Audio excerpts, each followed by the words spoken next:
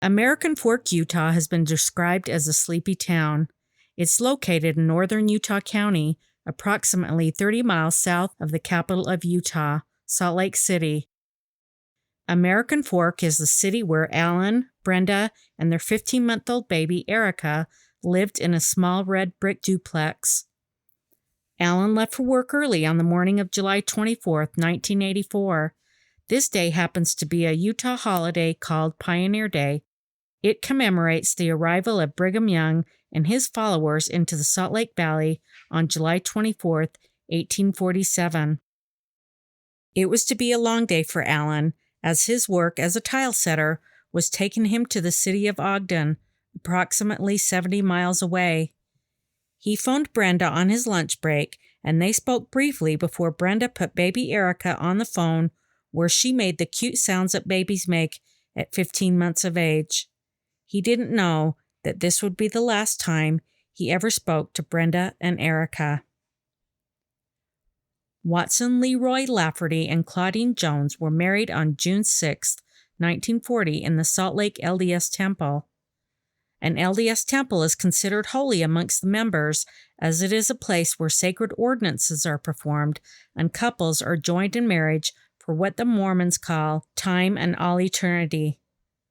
Together, they raised 8 children, 2 girls and 6 boys, with Ron being the oldest, Alan the youngest, and Dan 6 years younger than Ron. By all outside appearances, the Lafferty family was tight-knit, obedient, disciplined, and happy. They lived in Provo, the home of Brigham Young University, which is also located in Utah County, and they were well known as Watson Lafferty was a chiropractor with a thriving practice that he ran out of his home. It is said that Watson was strict and a disciplinarian who instilled in his children self-sufficiency and the value of hard work.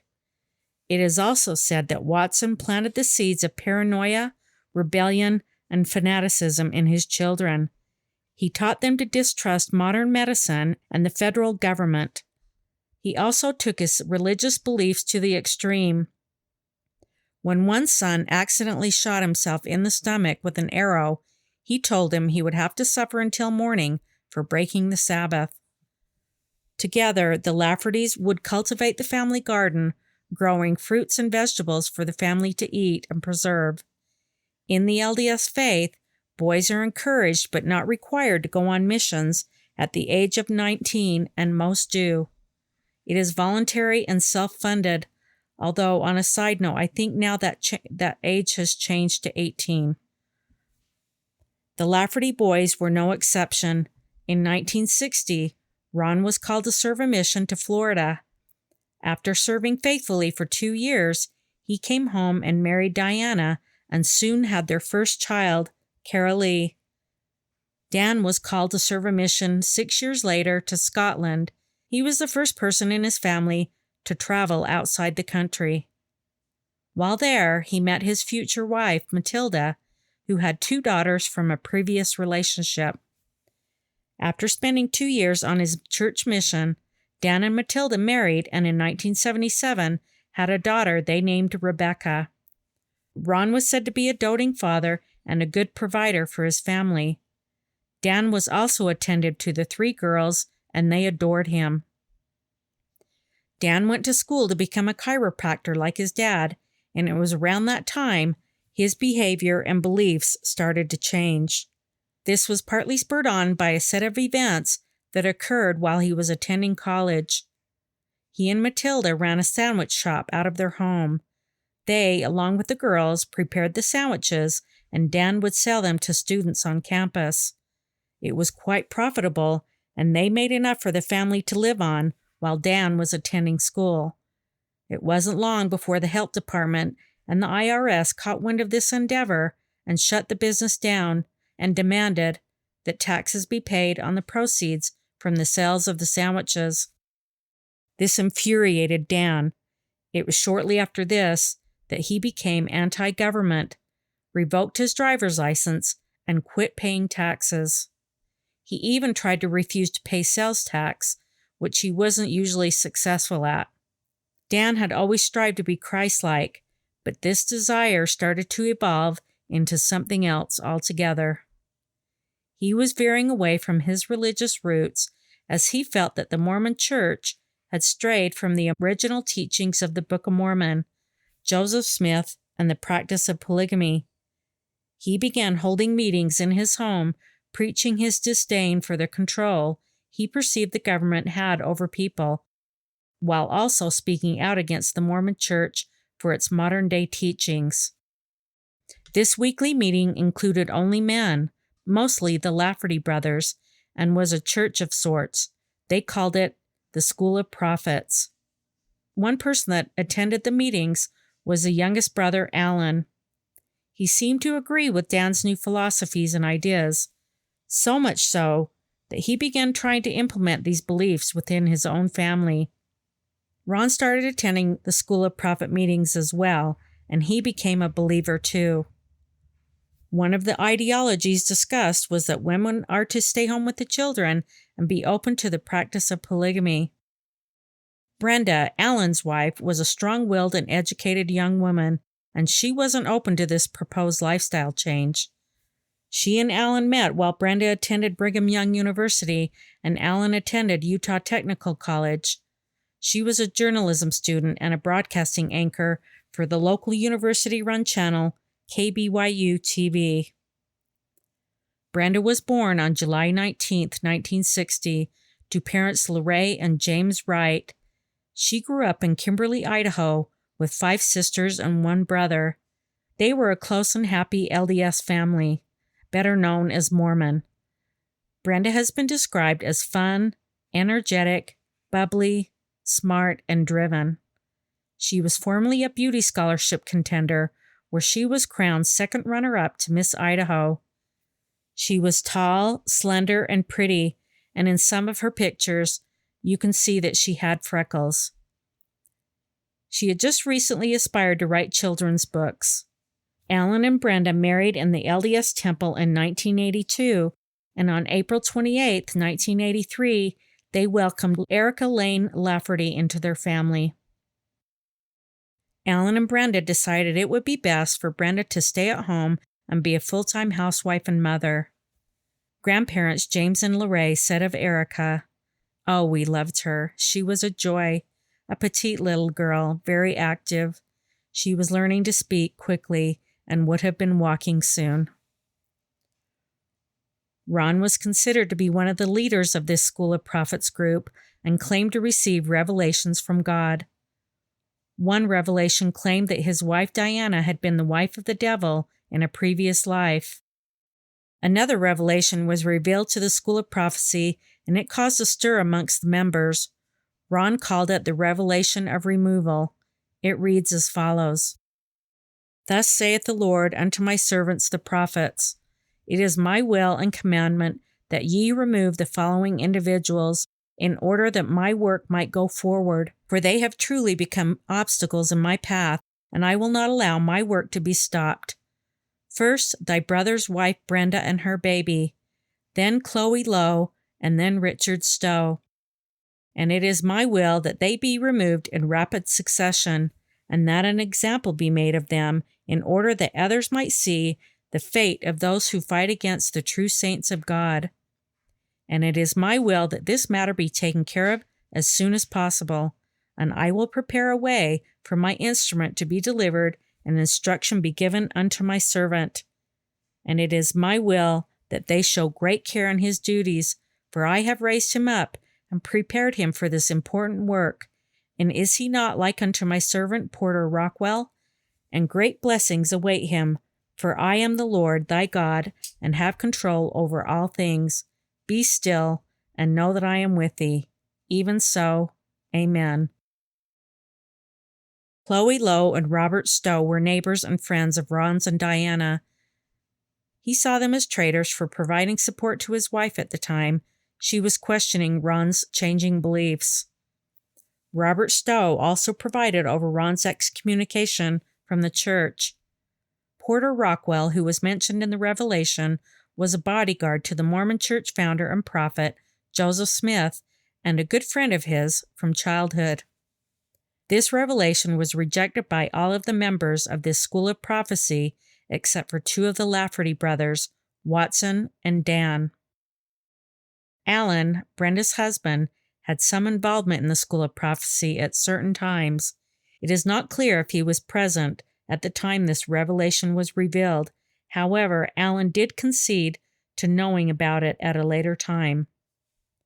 Dan believed his brother Ron did indeed have a revelation and felt it was God's will and would let nothing get in the way of fulfilling it. Ron and Dan broke off this school of prophecy due to their lack of support for the revelation of removal. Ron made a veiled death threat to the others before leaving the group, causing concern and fear amongst the members. Ron's wife, Diana, and Dan's wife, Matilda, were not in favor of the change they were seeing in their husbands. The final straw for Matilda was when Dan announced that he wanted to take his stepdaughter, who was 14 at the time, as his second wife. Matilda's daughter also reported that Dan had sexually abused her on several occasions.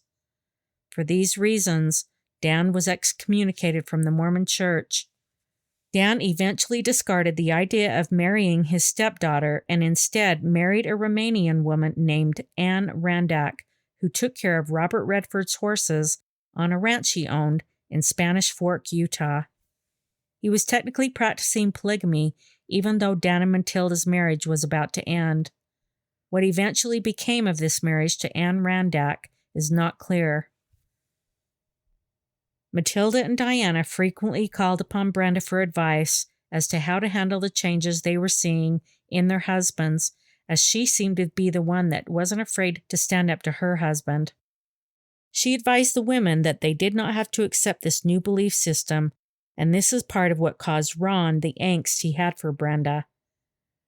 Ron also blamed Brenda for keeping Alan from being fully engaged in the ideologies that Ron and Dan had adopted. Diana ended up divorcing Ron and moving with their 6 kids to Florida. Dan moved out of the home he shared with Matilda and the 3 girls, and they divorced as well. Dan and Ron went on an extended road trip together in Ron's green Impala wagon, at times practically living in it. On July 24th of 1984, Dan, Ron, Ricky Knapp, and Chip Carnes, 2 men that the brothers picked up hitchhiking in their travels, loaded up knives, a sawed-off shotgun, and ammunition, and headed to Alan and Erica's duplex. They arrived around 1:30 p.m. and pulled into the driveway. It was noted that Brenda's car was there. Ron got out and went to the door alone.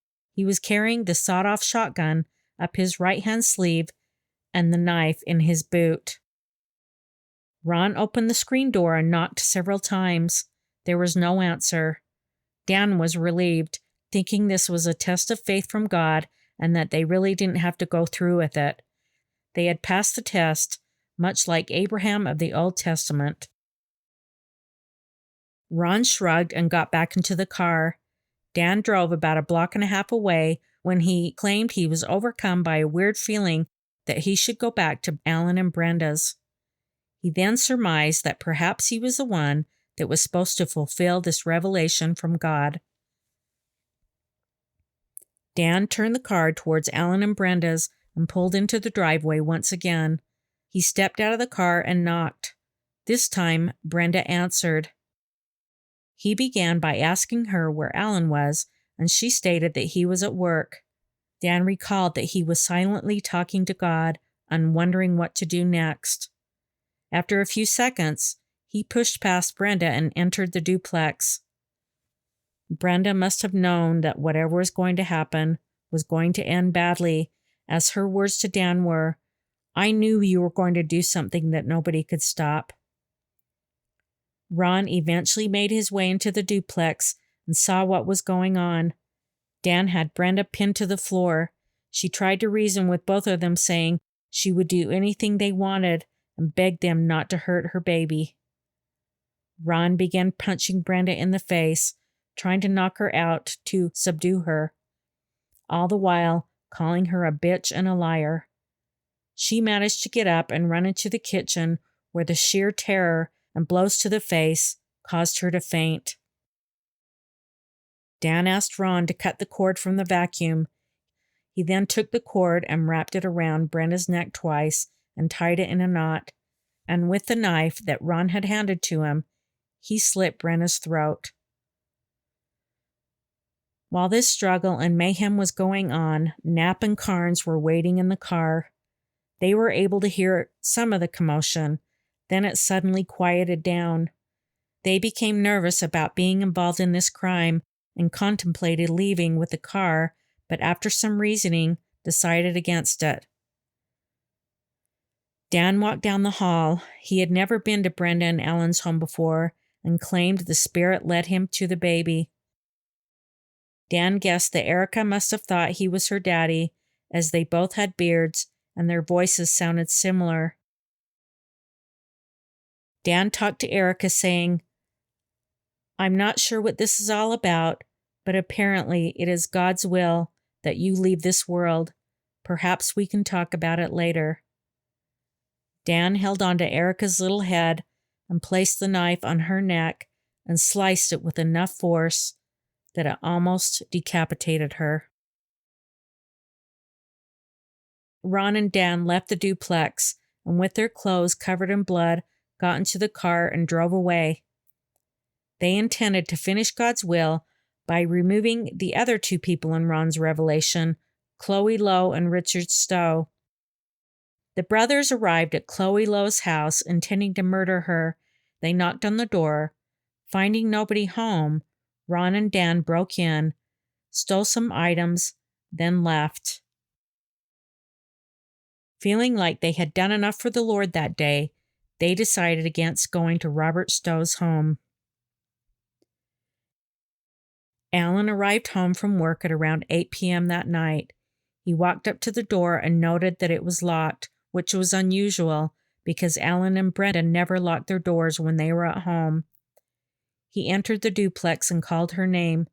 He saw the blood, and then he spotted Brenda lifeless, face down on the kitchen floor, surrounded in blood. She had sustained a severe beating and had obviously been strangled, as the vacuum cord was still wrapped around her neck. According to the medical examiner, her throat was cut, a 6-inch long incision sliced through her trachea, both jugular veins, and both carotid arteries, and left a cut on her spinal cord. Blood was smeared everywhere, the drapes, the walls, light switches. It was obvious that there had been a major struggle. He went down the hallway towards baby Erica's room and found the little one propped against the back of her crib, head slumped over. Her neck had been gashed from ear to ear. The medical examiner determined that both Brenda and Erica were alive at the time. Dan viciously and without mercy slit their throats. Alan ran to the neighbor's house and called the police. Once they arrived, Alan was taken to the police department and sat down for an interview with Sergeant Fox of the American Fork Police Department. Alan appeared to be visibly shaken. As expected, he, being the husband of Brenda, had to be questioned as to his possible involvement. During this interview, Alan had some information that needed to be shared. He suspected his brothers, Ron and Dan, were the perpetrators. He also indicated that he had heard them speak about this revelation for removal, but he never thought they would go through with it. The police were able to ascertain that a neighbor saw a green station wagon parked in Alan and Brenda's duplex driveway on the morning of July 24th. The FBI put out an all-points bulletin for Ron's station wagon and was able to locate it in Cheyenne, Wyoming. The police entered the home where it was parked with guns drawn and found that there were 2 men at the residence, but it wasn't the Laffertys. It was Knapp and Carnes, the hitchhikers that were waiting in the car while the murders were taking place. They had stolen the car and parted ways with the brothers. They claimed not to know where Ron and Dan were, but they did lead the police to a bloody knife. Lab results showed that the blood on the knife was Brenda's. The FBI received a tip that Ron and Dan had been spotted in Reno, Nevada at the Circus Casino, and when they arrived, the brothers were standing in the buffet line. They were arrested without incident. Ron and Dan Lafferty were transported to the American Fort Court and were arraigned together for aggravated burglary, 2 counts of first-degree murder, and conspiracy to commit murder. Dan chose to represent himself with the help of standby counsel. The jury returned with a guilty verdict on all counts. Dan was given 2 life sentences without the possibility of parole. Ron was given the death penalty as he was seen as the instigator. Criminals back then were given the choice of how they wanted to be executed, and he chose the firing squad.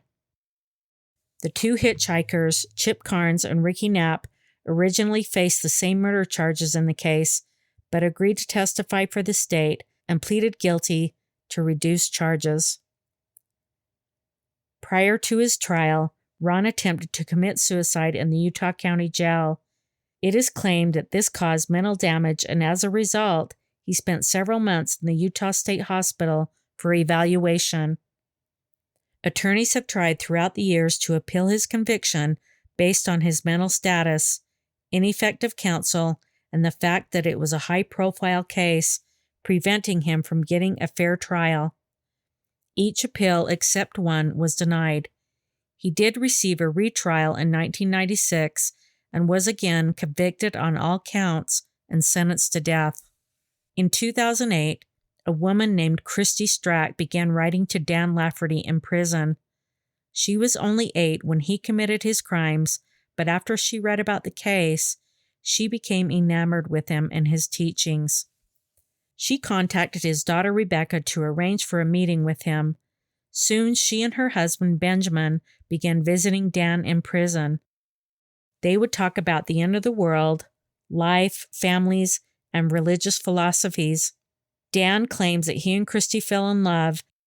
The last time Dan saw them in 2014, he had cut off his long hair and beard and gave it to Christy, and he had even indicated that he wanted his ashes to go to Christy when he died. Christy had often expressed her thoughts about taking her life and that of her kids in order to leave the evil world behind, and due to her fear of the pending apocalypse, Dan encouraged her to do it.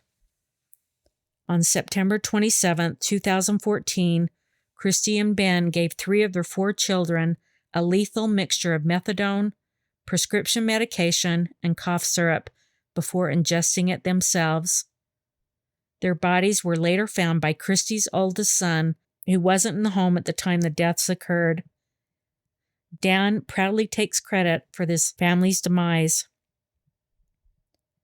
Alan Lafferty remarried. Watson Lafferty passed away in 1983, the year before the crimes occurred. Claudine Lafferty, Ron and Dan's mother, died in 2016 at the age of 96. The burden of what her sons did always weighed heavily on her. LaRae Wright, Brenda's mom, also died in 2016 at the age of 82. It was thought that 2020 would be the year that Ron would be executed, but Ronald Watson Lafferty died in prison on November 11, 2019, of natural causes.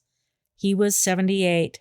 He spent 34 years on death row, one of the longest days on death row ever at the state prison. Dan Lafferty is 72, probably 74 now, and is serving out his life sentence at the Utah State Prison in Draper, Utah. He doesn't get many visitors from his family, if any. He stated in an interview that the killing of Brenda and Erica has never haunted or bothered him. As for Knapp and Carnes, I was not able to find any updated information on them. Brenda's dad is still alive, and he is thankful that Ron died of natural causes so that the family wouldn't have to deal with his execution. In a recent interview, he spoke of giving little Erica her first ice cream and stirring it up to make it soft like Dairy Queen. He also spoke of Brenda's love of scrapbooking and her job as an anchor for KBYU TV. He described the sorrow as being never-ending for the family. Of the execution, he said, "From the very beginning, we as a family turned that over to the Lord and the law. Jim visits the gravesite weekly and has done so since their deaths. Brenda and Erica's headstone reads, 'The life spent in doing good and accomplishing goals will be remembered beyond that span of life itself.' Erica rests upon her mother's chest in the peaceful resting place they share."